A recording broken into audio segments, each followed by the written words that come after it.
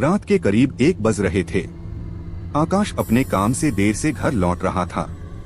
Station लगभग खाली था। हल्की हल्की ठंडी हवा चल रही थी। लेकिन उस रात कुछ अलग था।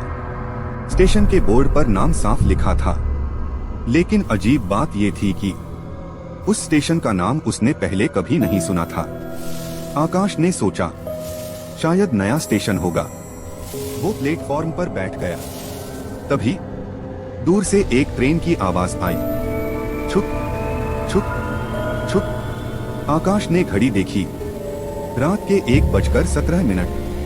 इस टाइम ट्रेन, उसने खुद से कहा।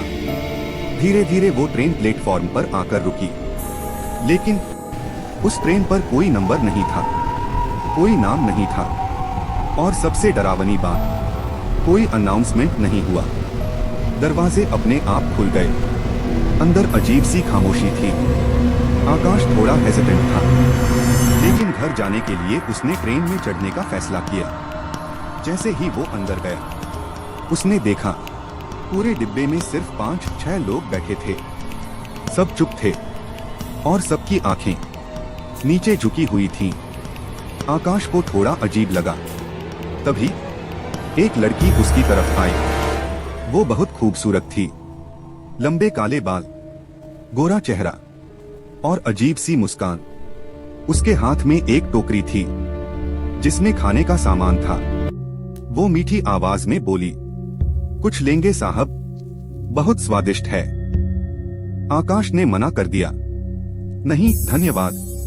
लड़की मुस्कुराई और आगे बढ़ गई, लेकिन आकाश को कुछ अजीब लगा।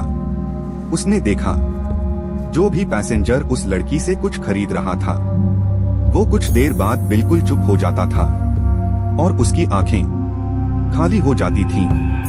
आकाश का दिल थोड़ा घबराने लगा। उसने सामने बैठे आदमी से पूछा, ये ट्रेन कहाँ जा रही है? वो आदमी धीरे धीरे उसकी तरफ देखता है।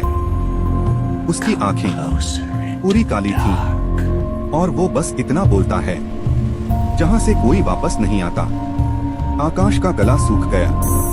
अब वो लड़की फिर से उसके पास आ रही थी। इस बार उसकी मुस्कान और भी अजीब थी। अब तो ले लीजिए, बहुत खास है। आकाश ने देखा उसकी आंखों में कुछ गड़बड़ थी, वो इंसान नहीं थी। उसने फिर मना कर दिया, मुझे नहीं चाहिए। लड़की अचानक रुक गई।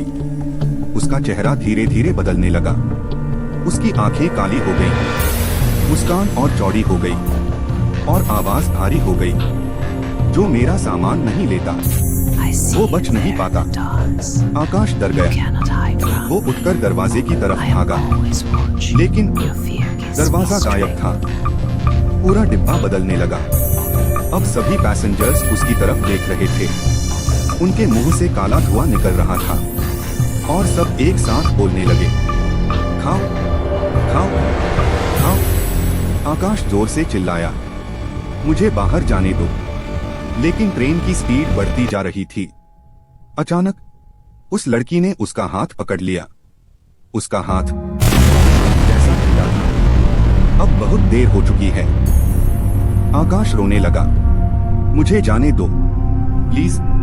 लड़की धीरे धीरे उसके कान के पास आई, अब तुम भी यहीं रहोगे। अचानक सब कुछ अंधेरा हो गया।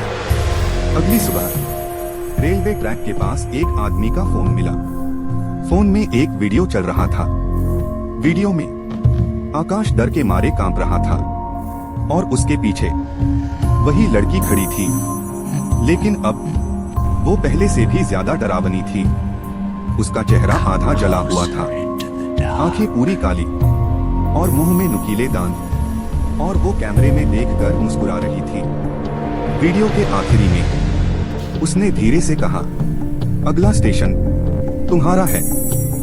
कुछ दिन बाद रेलवे रिकॉर्ड चेक किए गए, लेकिन उस समय कोई ट्रेन चल ही नहीं रही थी। उस नंबर की कोई ट्रेन कभी एग्जिस्ट ही नहीं करती थी और उस स्टेशन का नाम भी कहीं दर्ज नहीं था।